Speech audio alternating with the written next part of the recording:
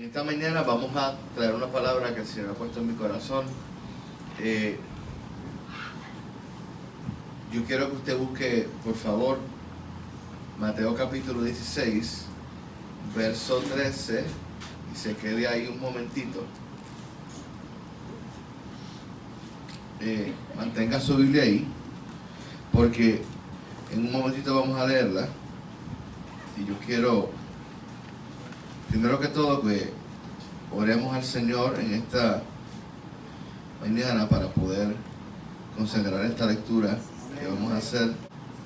Así que, Señor, en esta mañana te damos gloria a tu nombre, hemos adorado tu nombre, pero nuestro corazón sigue en adoración, sigue en la actitud correcta, necesaria para estar en tu presencia. Yo te pido que por favor unjas esta palabra, que tú pongas las palabras correctas, las aplicaciones necesarias para esta mañana, para las personas que están aquí. Que esto no sea un mensaje meramente teológico, de conocimiento intelectual, que no va a lograr nada en nuestras vidas, sino una palabra que pueda implementarse y que pueda traer unos frutos de transformación y de arrepentimiento permanentes y constantes. Yo te lo pido en el nombre de Jesús de Nazaret, que de la misma manera que tú ungiste a Jesús para enseñar, me enseñes a mí esta mañana. En el nombre de Jesús. Amén. Yo quiero comenzar diciendo lo siguiente en esta mañana, planteando una pregunta. ¿Por qué es necesario que Dios nos exponga a la maldad, a la corrupción y a la depravación de este mundo? Quizá usted se hace esa pregunta muchas veces. ¿Por qué tenemos que pasar por lo que pasamos? ¿Por qué tenemos que vivir donde vivimos? ¿Por qué me rodean los vecinos que me rodean? ¿Por qué en mi trabajo mi jefe es como es? Etcétera. ¿Por qué tenemos que ser expuestos a eso? Y me parece bien interesante, porque cuando vamos a leer ya mismo ese pasaje, nos vamos a dar cuenta que Jesús tuvo que hacer precisamente eso para poder, luego de exponerlos a ese ambiente que vamos a ver, darle la más grande revelación que Jesús les iba a dar acerca de sí mismo. A mí me parece bien interesante porque Dios es un Dios de un sentido del humor tremendo. A veces no lo entendemos, pero Dios nos tiene que poner en lugares donde la corrupción está a su máximo nivel, para poder mostrarnos el contraste entre su reino y el reino de las tinieblas. Porque si estamos rodeados todo el tiempo de gente buena, si usted es de los que está constantemente rodeado de la gente de la iglesia, y no es que eso esté malo, no está malo, pero si somos de los que nuestro círculo de amigos es de la iglesia, jangueamos con los de la iglesia, hablamos por teléfono con los de la iglesia, pero no tenemos contacto con el mundo que está afuera, básicamente nos hemos convertido en un convento sin las cuatro paredes. Esa fue la razón por la cual se inventaron los conventos en el principio de la Edad Media, porque como se perdió el conocimiento sano de la Escritura, la gente no sabía cómo bregar con el pecado que había en ellos, y decían, pues mira, el problema es el mundo, me voy a apartar del mundo, me voy a salir del mundo, me voy a meter en esta caverna allá arriba, en una montaña, o voy a construir este edificio allá en el Jurutungo Viejo, donde se me haga más difícil llegar ahí que salir a la civilización, pues me voy a quedar ahí toda la vida. Y lamentablemente se dieron cuenta que realmente cuando llegaron allá arriba, el pecado que pensaron que iban a dejar allá abajo se había ido con ellos, porque estaba en su corazón. Pero entonces Dios necesita exponernos a esas situaciones para poder mostrar un contraste. El Señor quiere contrastar la maldad, el desorden que existe allá afuera, el sufrimiento, los vicios, la traición, las enfermedades autoinfligidas. Digo autoinfligidas porque uno puede enfermarse.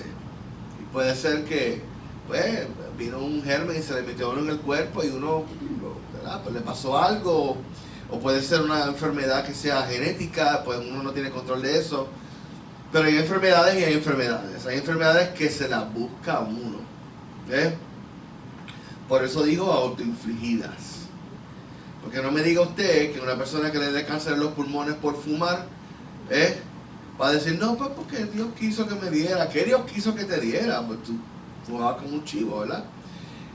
Paréntesis, ¿verdad? A mí me gusta mucho el baloncesto y hay una gran figura del baloncesto estadounidense llamada Ervin Johnson, Magic Johnson. Pues Magic Johnson, en 1991, él tuvo que retirarse del baloncesto en el pico de su carrera porque salió con HIV positivo. Y a mí me hierve la sangre cada vez que Ervin dice, no, porque Dios supo a quién darle esa enfermedad. Y yo dentro de mí, ¿Dios qué? Eso fuiste tú por ser un desenfrenado sexual y ser un promiscuo. Dios no tuvo que ver nada de eso. Pero cierro el paréntesis. Y también vemos la muerte que nos rodea versus la bondad, el orden, el gozo, la paz, la salud divina y la vida eterna que vemos en el reino de Dios. En ocasiones nos acostumbramos tanto a la bondad de Dios que damos por sentada su gracia. Y no es hasta que de repente nos tenemos que enfrentar a la realidad de allá afuera para decir, wow, gracias Señor por tu gracia y tu misericordia. Gracias Señor por sanarme. Usted ve en varios salmos que el salmista David decía, invoqué tu nombre y me sanaste, me sacaste de la boca del Hades, de la boca de la muerte. ¿Ve? Así que, digo yo, desafortunadamente, Dios tiene que permitir que seamos expuestos a las realidades de un mundo cruel para que nos acordemos que Él es bueno. Deberíamos acordarnos todo el tiempo, pero en ocasiones esa es la única forma como nos acordamos que Dios es bueno. En mi opinión, hay una segunda razón también por la cual Dios nos expone a este mundo perverso. Y es para mostrarnos cuál va a ser nuestro lugar de trabajo. Esta es una iglesia que yo me alegro de decir que es una iglesia misionera. No todas las iglesias tienen una mentalidad misionera como la nuestra, pero a pesar de que somos una iglesia misionera, yo sé que no todo el mundo aquí da testimonio del Señor. No todo el mundo le predica el evangelio a la gente. No todo el mundo sacas tiempo para dejarle saber a la gente la esperanza en el Señor. Porque predicar aquí al frente es bien fácil. Llamarle la atención a la gente desde el púlpito es bien fácil. Hacerlo afuera donde la gente no conoce al Señor, eso es difícil. Porque aquí, si uno tiene el corazón correcto, uno dice amén. O ay, como dice el pastor Junior. Pero allá afuera, cuando uno tiene que salir a predicar, la cosa es distinta. Cuando Dios nos pone en una circunstancia así, y no me he olvidado que voy a leer la palabra ya mismo, es porque Él quiere que no tengamos una mentalidad escapista. ¿Qué es eso? Una mentalidad escapista. Pues me convertí a Cristo y yo estoy aquí gozándome hasta que Cristo venga. Y estamos todo el día, Señor, regresa hoy. Señor, me quiero ir contigo, regresa hoy. Amén, eso no es malo. Eso es lo que dice el Espíritu en nuestro corazón. Apocalipsis dice que así clama el Espíritu Santo. Ven, Señor Jesús. Pero en ocasiones eso se nos convierte en un mecanismo de escape. No queremos hacer la voluntad de Dios aquí, así que Dios me lleve. La cosa se pone dura, pues que Cristo venga. Y estoy aquí esperando que Cristo venga. Y ¿sabe qué? Tener esa mentalidad es la pérdida de tiempo más grande en el reino, porque usted puede estar haciendo tantas cosas para el Señor, pero no, usted está esperando que Cristo venga, porque el Señor lo salve y lo saque de aquí. Como esperando un botecito que lo venga a buscar en un barco que se está hundiendo. El Señor lo va a hacer. Claro que sí. Maranata, Cristo viene pronto. Pero no debemos estar con la mentalidad de después estoy esperando que Cristo venga para irme con Él. No, no, no. Amén. Espere que Cristo venga, pero mientras Él regresa, haga lo que tiene que hacer. Dios nos ha puesto aquí para hacer sal de la tierra y luz del mundo. Hermano, ¿cómo usted piensa que la gente va a conocer al Señor Jesús si no es a través de su testimonio? Mire, el Señor Jesús se le puede revelar si Él le da la gana a todos los billones de personas que existen en la tierra. puede dar una revelación personal de quién Él es, pueden verlo con sus propios ojos, 20 cosas. Pero la manera como el Señor específicamente le dice a la gente de su reino que los que están afuera le van a conocer es cómo. Nosotros tenemos que ir. Nosotros vamos a ser Cristo para mucha gente. No somos el Cristo es uno. Pero nosotros vamos a ser Cristos para mucha gente. Hay mucha gente que no va a ver a Jesús sino a través de nosotros. Vamos a hacerle Jesús a mucha gente. Y las únicas personas que van a ponerle manos para que se sanen somos nosotros. Y los únicos que les vamos a predicar la buena noticia de salvación somos nosotros. Y hay gente que no va a conocer al Señor sino por el testimonio suyo. Somos sal y luz. Y número 3, por consecuencia, Dios no nos ha mandado a escondernos. Parece que justamente después de ese pasaje el Señor dice, uno no coge una lámpara y le pone debajo de una mesa. No, la pone encima de la mesa para que alumbre toda la casa. Habiendo dicho todo esto, a manera de introducción, vamos entonces a leer Mateo capítulo 16, versos 13 hasta el final. Dice así, ¿lo tiene? Dice, viniendo Jesús a la región de Cesarea de Filipo, preguntó a sus discípulos diciendo, ¿quién dicen los hombres que es el Hijo del Hombre? Ellos dijeron, unos Juan el Bautista, otros Elías, otros Jeremías o algunos de los profetas. Él les dijo, ¿y vosotros? ¿Quién decís que soy yo? Respondiendo Simón Pedro dijo, tú eres el Cristo, el Hijo del Dios viviente. Entonces le respondió Jesús, bienaventurado eres Simón, hijo de Jonás, porque no te lo reveló carne ni sangre, sino mi Padre que está en los cielos. Y yo también te digo, tú eres Pedro, y sobre esta roca edificaré mi iglesia, y las puertas del Hades, del infierno, no prevalecerán contra ella. Y a ti te daré las llaves del reino de los cielos, y todo lo que atares en la tierra será atado en los cielos, y todo lo que desatares en la tierra será desatado en los cielos. Entonces mandó a sus discípulos que a nadie dijesen que él era Jesús, el Cristo. Desde entonces comenzó Jesús a declarar a sus discípulos que le era necesario ir a Jerusalén y padecer mucho de los ancianos, de los principales sacerdotes y de los escribas, y ser muerto y resucitar al tercer día. Entonces Pedro, tomándolo aparte, comenzó a reconvenirle, diciendo, Señor, ten compasión de ti. En ninguna manera esto te acontezca. Pero él volviéndose dijo a Pedro, quítate de delante de mí, Satanás. Me eres tropiezo porque no pones la mira en las cosas de Dios, sino en las de los hombres. Entonces Jesús dijo a sus discípulos, si alguno quiere venir en pos de mí, niéguese a sí mismo y tome su cruz y sígame. Porque todo el que quiera salvar su vida la perderá, y todo el que pierda su vida por causa de mí la hallará. Porque ¿qué aprovechará al hombre si ganare todo el mundo y perdiere su alma? ¿O qué recompensa dará el hombre por su alma? Porque el Hijo del Hombre vendrá en la gloria de su Padre con sus ángeles, y entonces pagará cada uno conforme a sus obras. De cierto os digo que hay algunos de los que están aquí que no gustarán la muerte hasta que hayan visto al Hijo del Hombre viniendo en su reino. Gracias al Señor por su palabra. Fíjese, yo quiero corriendo un poquito el riesgo de que la clase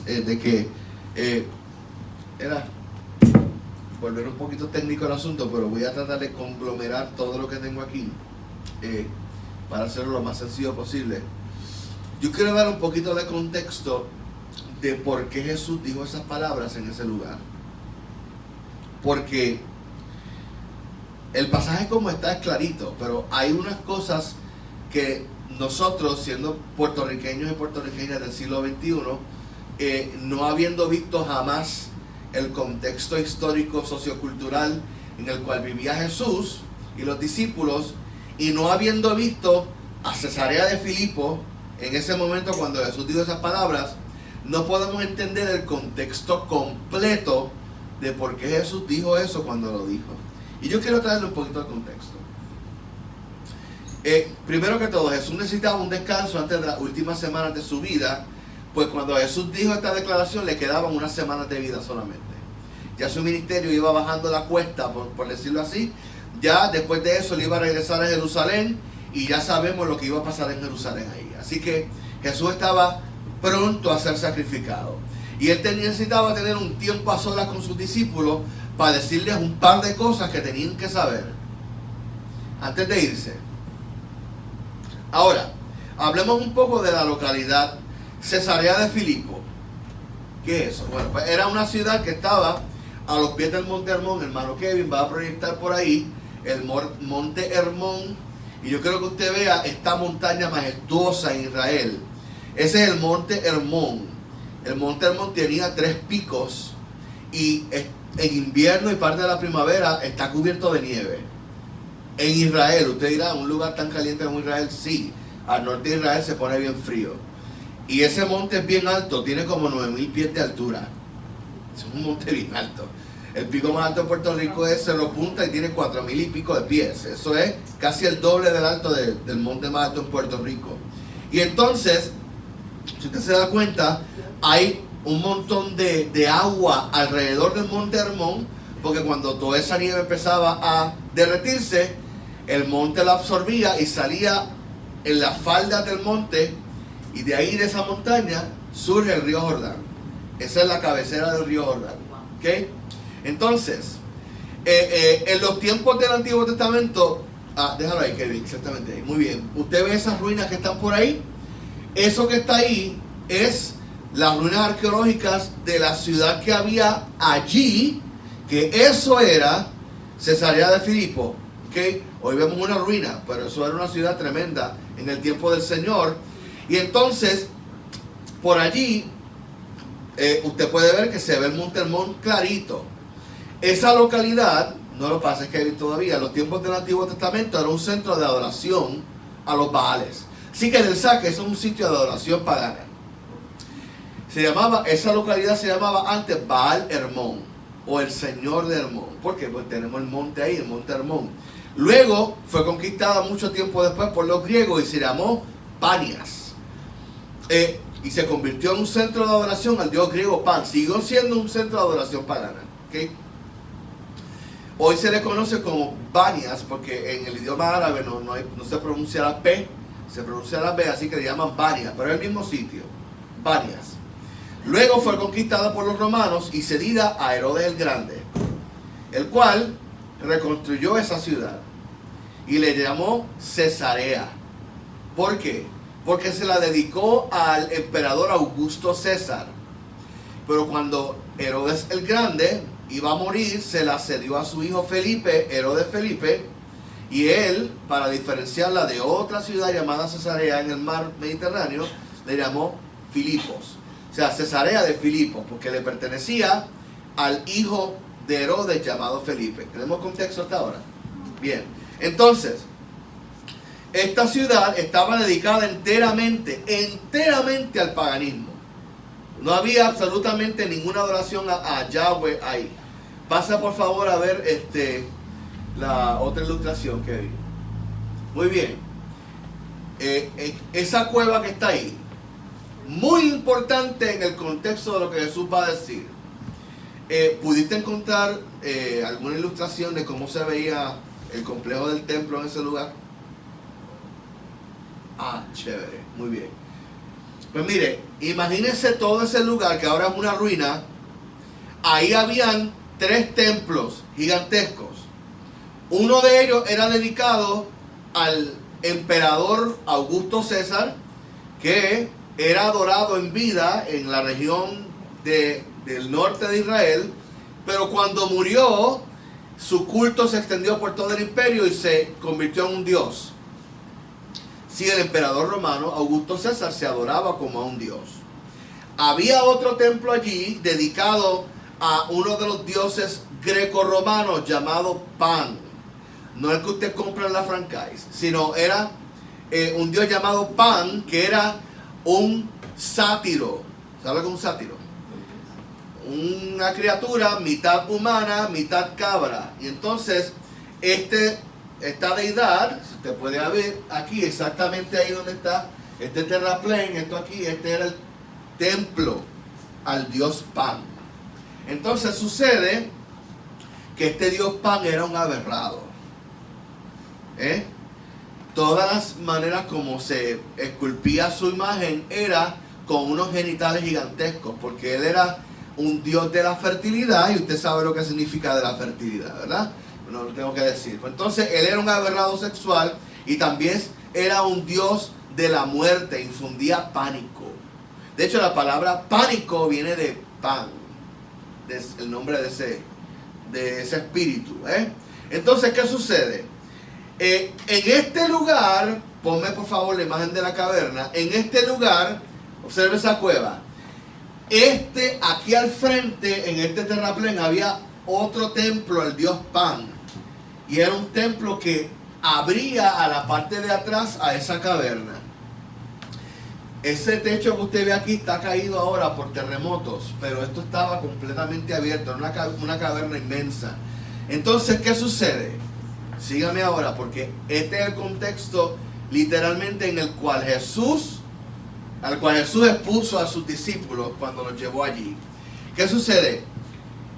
Esa cueva, adentro había una cavidad insondable, profundamente, demasiado profunda, y nadie podía saber cuán profundo era eso. Y entonces eso estaba lleno de agua, esa caverna. Esa caverna se llenaba tanto de agua que en la primavera las aguas salían de la caverna, inundaban todo el patio del frente de los templos, y por debajo de los templos salía otro arroyo más, que en primavera se convertía en un río. Y esa era parte de las aguas que se convertían luego en el río Jordán. ¿Por qué esto es importante? Bueno, por dos razones. Primero, como le dije, era un centro de adoración pagana. Allí se hacían sacrificios animales de cabras y también sacrificios humanos. Entonces se echaban los cuerpos en la cueva, y entonces si el dios Pan aceptaba el sacrificio, se tragaba el agua, se tragaba los cuerpos, y si no lo aceptaba, las aguas escupían los cuerpos para afuera, y usted puede imaginarse el desenfreno que había ahí, de cuerpos pudriéndose al frente, y eso lleno de sangre todo el tiempo. Era un despelote total. Y número dos, allí había un anfiteatro. Observe eso que está ahí. Había un anfiteatro que le llamaban el teatro de las cabras bailantes. ¿Qué hacían allí? ¿Verdad? Yo no le voy a decir lo que exactamente hacían, porque es terriblemente desenfrenado. Pero allí los que iban a sacrificar las cabritas al dios Pan, a este semidios de la fertilidad o del sexo, allí tenían actos sexuales con las cabras. Y allí cogían y bailaban con las cabritas al son de la música, antes de llevarlas al altar para que las tiraran en la cueva y las sacrificaran. ¿Okay? A ese lugar llevó Jesús a los discípulos para traerle la más grande revelación acerca de su persona.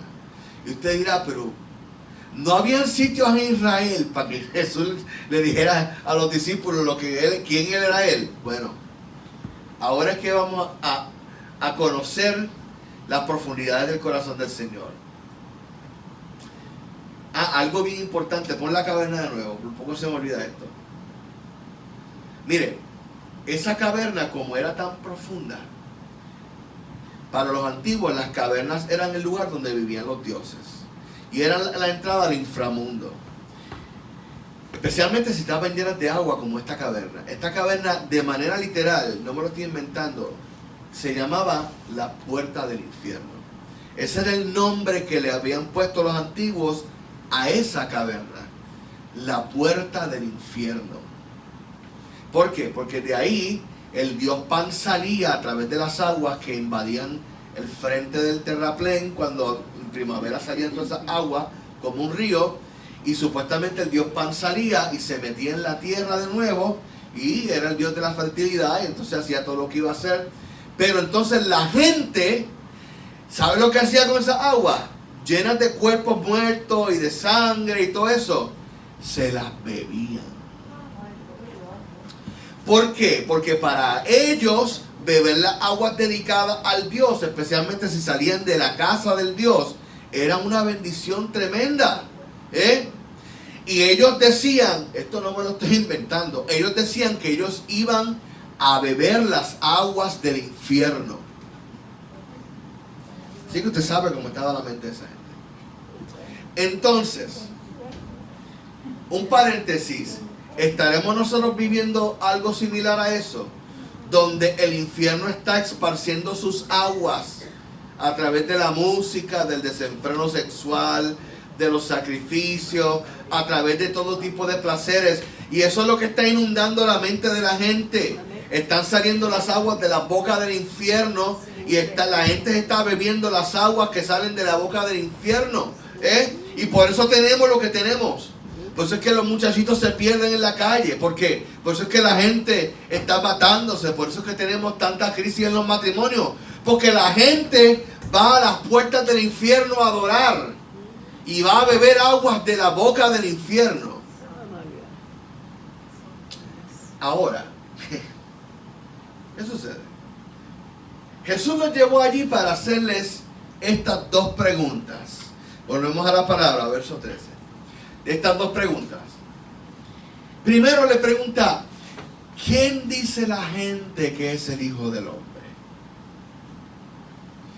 Entonces, tenga el contexto en la cabeza. Acaban de pasar por frente al templo de César Augusto, al cual habían hecho un dios después de la muerte.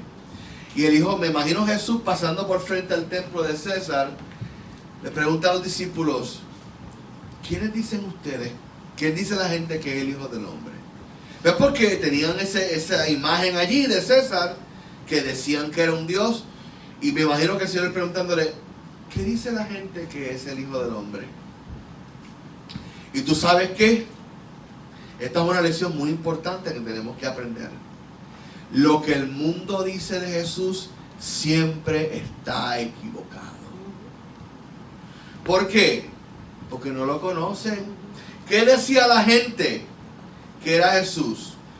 Juan el Bautista, Elías, o Jeremías, o alguno de los otros profetas. ¿Por qué? Bueno, porque Herodes pensaba que él era Juan el Bautista resucitado. Entonces la gente pensaba que él era o Elías por los milagros que estaba haciendo, o era Jeremías por lo que decía, ¿verdad? Y me imagino al Señor diciendo, ok, tenga el contexto que acababan de pasar por frente a la estatua de un hombre deificado. Pero aquí viene la pregunta trascendental. ¿Qué dicen ustedes que yo soy? Si la gente dirá lo que quiera, y la gente siempre va a estar equivocada, pero ustedes que han pasado tiempo conmigo, que han visto mis milagros, a los cuales les he revelado mi palabra, ¿quiénes dicen ustedes que soy yo? Esa es la pregunta crucial que el Señor nos hace en esta mañana.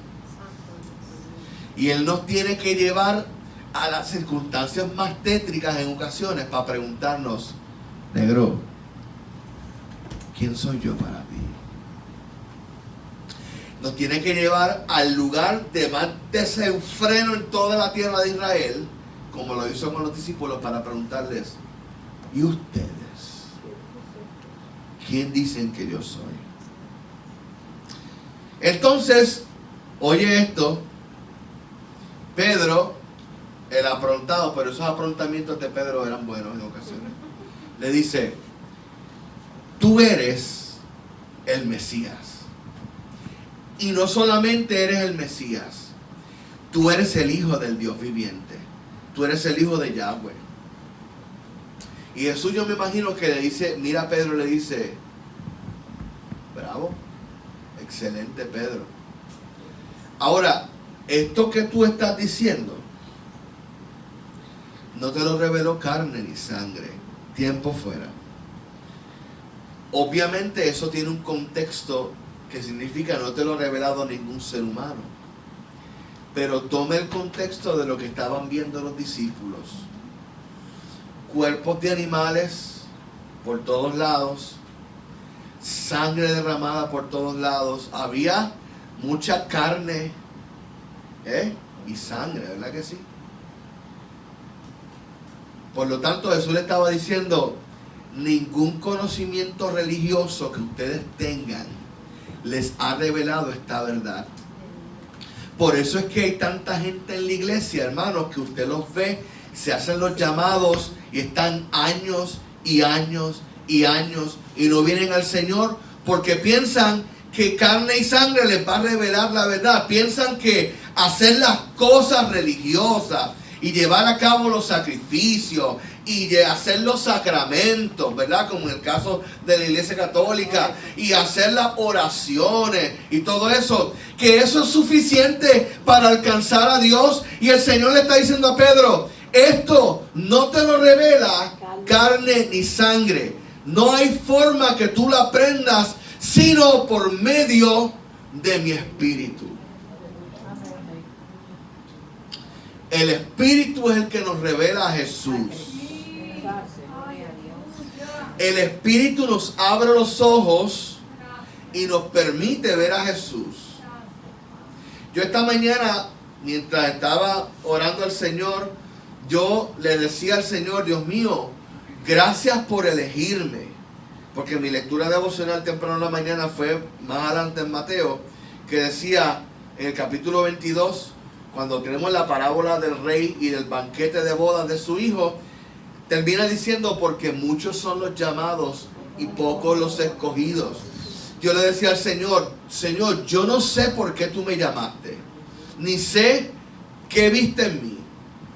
Porque ciertamente si yo me veo a mí mismo, yo me veo tan malo y tan incapaz. Yo me veo tan corto ante lo que tú me has llamado a hacer, pero aún así te plugo llamarme. Yo no sé por qué. Y obviamente la conclusión lógica es que su gracia nos ha llamado. Esto es por su misericordia, esto es por su amor, no por mérito ninguno que nosotros tengamos, sino por los méritos de Cristo Jesús. Dios nos vio a nosotros a través del lente de su Hijo y Él sabe muy bien que somos pecadores y que le vamos a fallar, pero Él también sabe muy bien que la sangre de Jesucristo su Hijo nos limpia de todo pecado. Por eso es que esto no nos revela ni carne ni sangre. No hay forma que lo podamos saber. Entonces, ante esta revelación del Señor, ¿cuál es la orden que el Señor le da a los discípulos? Primero que todo le dice a Pedro,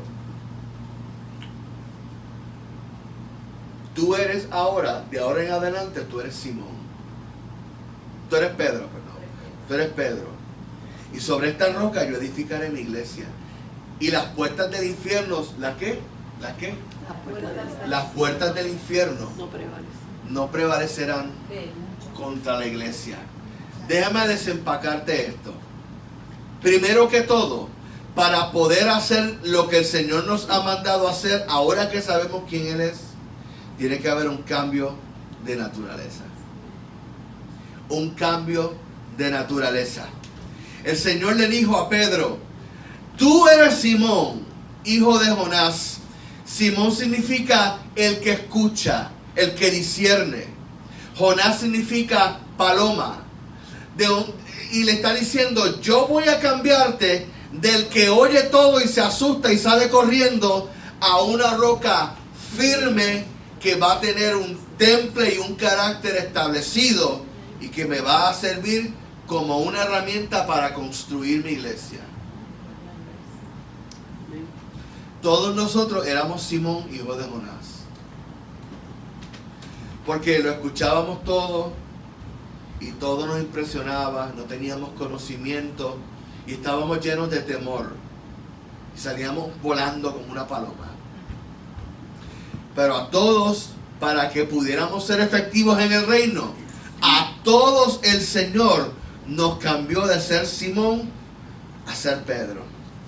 Dios tuvo que transformar nuestra naturaleza.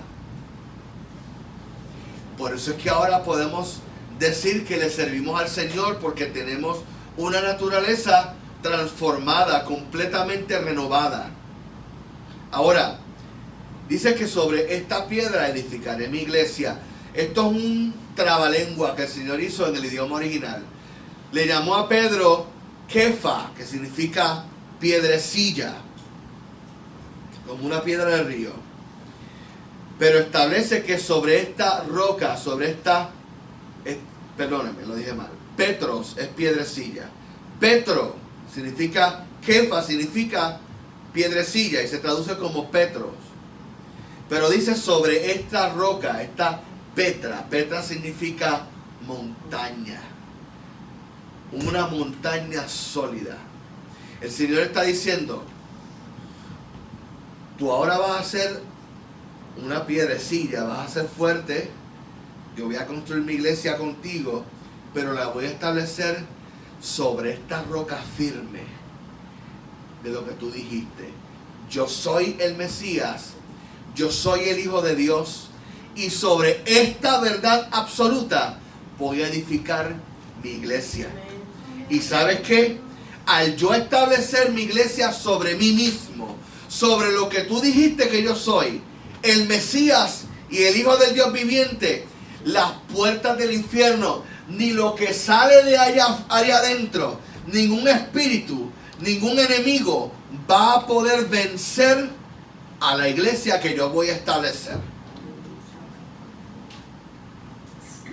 Por lo tanto, en el fundamento que es Jesús, nosotros tenemos total y absoluta certeza de que estamos firmes y que nuestro enemigo, llámese como se llame, no puede con nosotros. Pero eso viene de la verdad de que Jesús es el Hijo de Dios. Si nosotros, escucha, si nosotros decimos, no, ahora yo soy fuerte, yo tengo conocimiento, yo tengo unos dones que el Señor me ha dado, tremendos y poderosos, amén, y yo voy a, ¿verdad? Yo voy a hacer lo que el Señor me ha llamado a hacer. Si nos desconectamos de la fuente,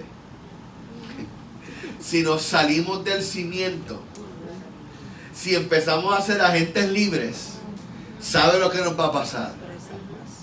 El Señor lo dijo también en Mateo, unos capítulos antes.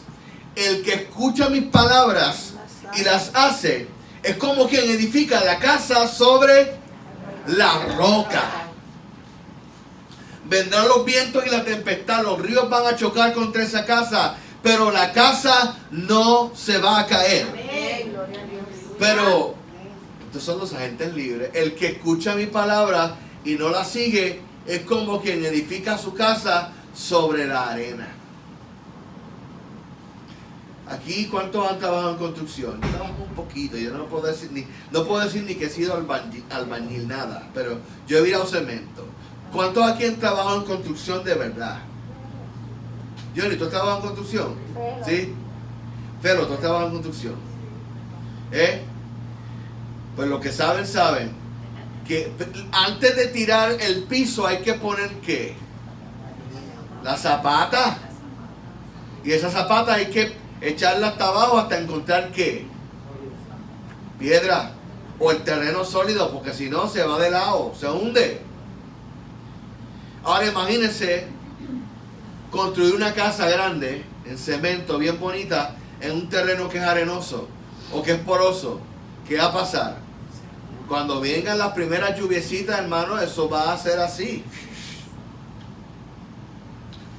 Esa metáfora es nuestra vida. Si nosotros no escuchamos las palabras del Señor y no las ponemos en práctica, estamos en peligro de que se nos caiga la casa encima, literalmente. ¿Por qué? ¿Usted piensa que seguir al Señor va a ser cáscara de coco? No va a venir el vendaval, no van a venir los ríos a golpear nuestra casa. Por supuesto que no. Eso es lo primero que el Señor nos dice. En el mundo van a tener aflicción, pero confíen en mí. Yo he vencido al mundo. Vamos a tener aflicción. Pero tenemos que tener el cimiento puesto sobre la roca que es el Señor. Y mira algo bien interesante que el Señor dice que va a pasar. Las puertas del infierno no van a prevalecer contra la iglesia. Ahora, en el contexto original, lo que el Señor está diciendo es que eso, lo que está ahí, figúreselo con unas puertas bien grandes, guardando la entrada, que posiblemente así es como estaba en el tiempo de Jesús. El Señor está diciendo que nosotros vamos a hacer lo que vamos a atacar esas puertas. No que el infierno nos va a atacar a nosotros, aunque ciertamente lo va a hacer. Pero nosotros, en el nombre de Jesús, vamos a hacer una iglesia guerrera. Y vamos a atacar las puertas del infierno. Y las puertas del infierno van a caer y van a ser destruidas. Y nosotros vamos a poder entrar y libertar a los cautivos.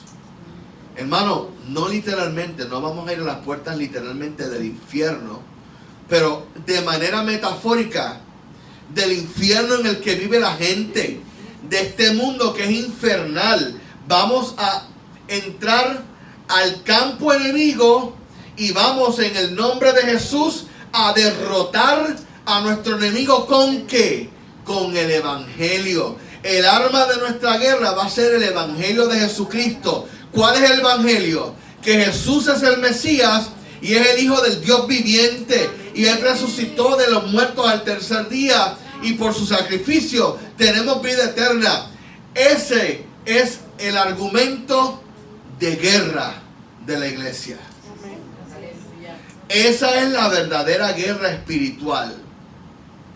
Sí, echar fuera a los demonios es guerra espiritual. Orar en contra de las huestes es guerra espiritual, en oración. Pero la verdadera guerra espiritual, la que viene directamente de la boca del Maestro, es que Él es el Hijo de Dios. Él es el ungido, el Mesías. Y en su sangre tenemos salvación. Y en su resurrección hay vida eterna.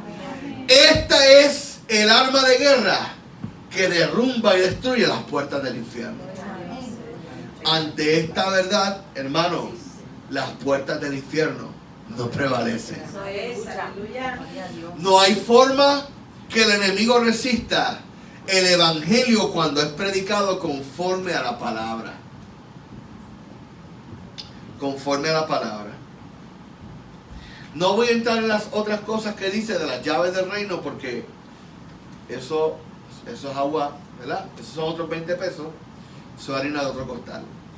Pero si quiero ir rapidito, 5 minutos, al próximo pedazo del pasaje que acabamos de leer. El verso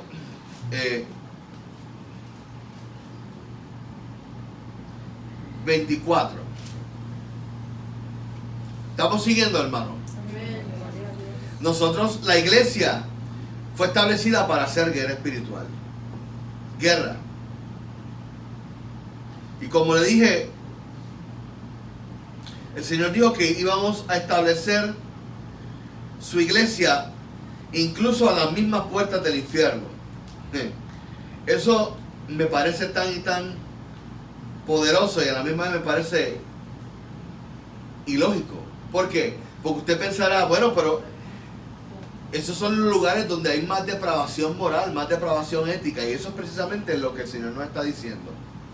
Nosotros vamos a establecer la iglesia sobre las ruinas del mundo al cual acabamos de derrotar por el evangelio, y vamos a llevar cautivo todo argumento y pensamiento soberbio y arrogante que se levanta contra la verdad de Dios, Los vamos a llevar cautivos al exponerlos como lo que son, mentirosos, engañosos y esclavizantes.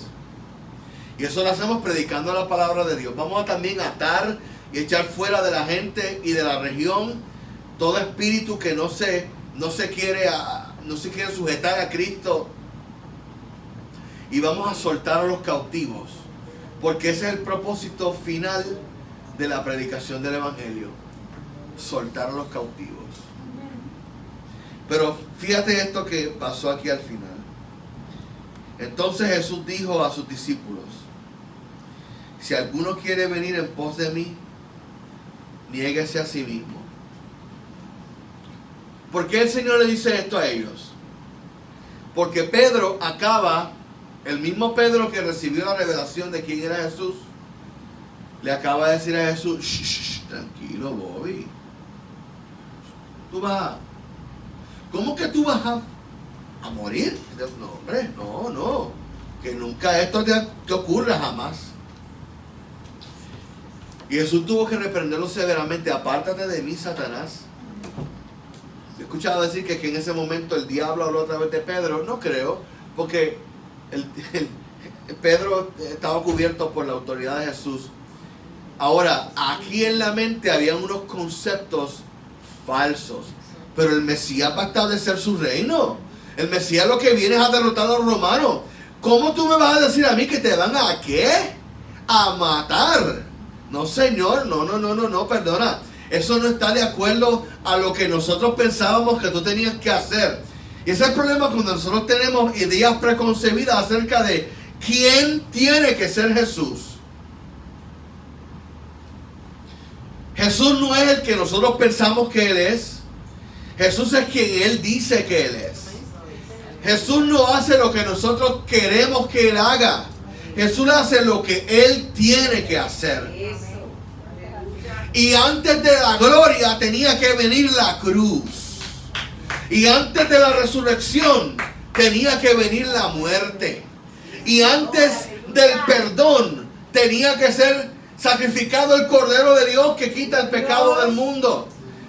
Y Él le dice: apártate de mí, Satanás, porque tú no tienes la mirada puesta en las cosas de arriba, sino en las del mundo. Hermano, no hay nada más peligroso, escucha, no hay nada más peligroso en una iglesia que un creyente carnal. Porque si en la iglesia hay gente que ora, el diablo no se mete en la iglesia. Ataca desde afuera, sí, eso sí. Pero el peor enemigo de la iglesia no es ni siquiera Satanás. Son los creyentes carnales. Son aquellos que dicen estar aquí, pero no pertenecen a nosotros. Son aquellos que vienen y se congregan, pero su mente es una mente del mundo. ¿Por qué? Porque esos son los que hablan a los demás, meten bochinche, los que corrompen la mente de los más débiles. Y al fin y al cabo ellos se van y dejan un revolú en la iglesia. Y se mete el diablo por medio de ellos. Hermano, no podemos ser ese Pedro al cual Jesús tuvo que llamarlo Satanás. Debemos ser el Pedro que recibió la revelación de quién es Jesús. Porque fíjate qué cosa más paradójica. Es el mismo Pedro que recibe revelación del Espíritu, el cual luego le dice a Jesús: no, ¿qué es lo que tú te crees? No, tú tienes que establecer un reino aquí. Tú eres el Mesías. Jesús le dijo: shh, apártate. Tú no piensas en las cosas del cielo, tú piensas en las de aquí. Y entonces el Señor, como se lo dijo frente a los discípulos, le dijo a todo el mundo ahora: si ustedes quieren seguirme y venir en pos de mí, si eso es lo que ustedes quieren hacer, tienen que negarse a sí mismos. Tienen que morir a lo que ustedes piensan, desean. Tienen que tomar su cruz y seguirme. Ahora, métete en la mente de un judío del siglo I. Mentarle la cruz a un judío era terrible, porque ellos sabían lo que era la cruz. Y eso fue lo que el Señor les dijo a ellos: ¿tú quieres ser mi discípulo? Fantástico. tienes que dejar de pensar como tú piensas. Qué difícil. Ese es el reto más grande que el Señor lanza a la iglesia. Deja de pensar como el mundo. Deja de pensar como allá afuera. Y eso comienza con la manera como nosotros hablamos, tratamos a nuestros hijos, a nuestra esposa, como tratamos a nuestros compañeros de trabajo. Porque pensamos que esto es bien espiritual. Esto es cuando vayamos a predicar a las naciones. No. Comienza con la primera nación que Dios te dio, que es tu esposa y tus hijos. O tu esposo y tus hijos. Que ellos vean el evangelio en ti primero. Que el evangelio funcione en tu casa. ¿Tú sabes por qué yo le sirvo al Señor hoy? Porque el evangelio funcionó en mi casa. En mi casa mis padres, mi mamá y mi papá eran gente de oración y de la palabra. Y yo aprendí, gracias a Dios, que un cristiano verdadero es lo mismo en la iglesia, en el púlpito, es lo mismo en el parking de la iglesia, pero es lo mismo en su casa, y es lo mismo con sus hijos, y es lo mismo en el trabajo. Y cuando predican la palabra en el púlpito, también habla la palabra en la casa. No habla malo en la iglesia, pero tampoco habla malo en mi casa. Eso fue lo que yo vi en mi casa. Por eso es que yo me convencí que el evangelio es la verdad. Porque no solamente se hablaba bien lindo en el púlpito de la iglesia, sino que, ¿sabes qué? En mi casa el evangelio funcionaba. Funcionaba. E incluso mi hermano, que en este momento no le sirve al Señor, él sabe que el evangelio funciona. Aleluya. Y él no tiene excusa. Y sigue diciendo, porque todo aquel que quiera salvar su vida tiene que perderla. ¿Tú quieres verdaderamente salvar tu vida? Tienes que abandonar tu vida en las manos del Señor. Y esto es difícil. Y termino con esto. Y la lógica del Señor es esta, y la lógica del Espíritu es esta. Porque ¿qué ganará el hombre si ganare todo el mundo, pero al final perdiere su alma? ¿Qué precio vamos a pagar por nuestra alma? Iglesia, esto es un mensaje del Señor para nosotros, no para los perdidos. ¿Por qué? Porque el Señor está lanzando un reto a su iglesia. Cambia tu manera de pensar, de vivir, de hablar, de sentir las cosas, cómo tratas a los demás. Tiene que haber un cambio radical. Tienes que morir a ti mismo y tienes que cargar tu cruz. Y solamente así vas a ganar los verdaderos tesoros de Dios. Porque lo que Pedro tenía en la mente era gloria para ahora, era triunfo ahora. El Mesías está aquí. Se fastidiaron los romanos. Vamos a derrotar a los romanos, los vamos a aplastar y el reino de Dios viene aquí ahora. Pero esa no era la intención del Señor. El Señor quería derrotar primero el reino que no se ve, el reino de las tinieblas, y tenía que empezar en nuestro corazón. Las primeras tinieblas que tenemos que echar fuera son las tinieblas que están en nuestro espíritu, no las tinieblas que están allá afuera. Solamente así podemos nosotros enfrentar las tinieblas de afuera, cuando nosotros estamos llenos de la luz del Señor. Así que, conclusión, ¿a quién queremos seguir? ¿A Dios o al mundo? El mundo traerá placeres sin fin ahora, eso te lo garantizo. Pero con ello también vienen las aflicciones y los dolores sin fin. Y después de eso, la muerte eterna. Ahora, ¿qué va a traer Dios a nuestra vida? Él va a traer ahora salvación, libertad de nuestros pecados, una vida eterna empezando aquí, pero también va a traer aflicciones en nuestra vida.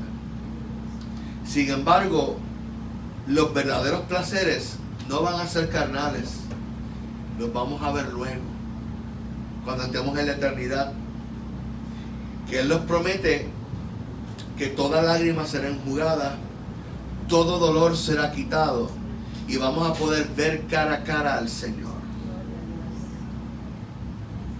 Como dice un predicador que escuché hace mucho tiempo, el que está en Cristo nace 2 veces y muere una vez, pero el que está sin Cristo nace una vez para morir 2 veces. ¿A quién vamos a seguir? Yo decido seguir al Señor, seguir al Mesías, al Cordero de Dios. Yo decido seguir al Hijo de Dios viviente, que dio su vida por mí y resucitó a los 3 días. Amén. Me cueste lo que me cueste. Aleluya. Traiga los dolores que traiga aquí, porque al final yo sé que me está guardada la corona de justicia. Y mi nombre estará escrito en el libro de la vida. Ya tenemos varios de los hermanos allá afuera, así que vamos a terminar. Póngase en pie en esta mañana. Vamos esta mañana a darle gracias al Señor. Y como yo sé que estamos rodeados de la gente de reino aquí, todos nosotros le servimos al Señor. Vamos a pedir al Señor en esta mañana que el Señor nos ayude a seguirlo, porque ya nosotros estamos en Él. Que nos ayude a seguirlo. Señor, te pedimos en el nombre de Jesús que tú nos des la fuerza, la sabiduría, la unción, la capacidad de perseverar en ti, de seguirte, porque ya te hemos reconocido como Salvador. Ya sabemos que tú eres el Mesías, el Hijo del Dios viviente. Sabemos que tú eres el Salvador, pero necesitamos tu fuerza para prevalecer ante el empuje de las aguas del infierno, Señor, que van a golpear sobre nuestra familia, sobre nuestra casa, sobre nuestras mentes, sobre nuestros cuerpos, Señor, para hacernos caer. Ayúdanos y fortalécenos para vivir como te agrada, Señor. Derrama tu unción sobre nosotros y que se manifieste también tu fruto eterno.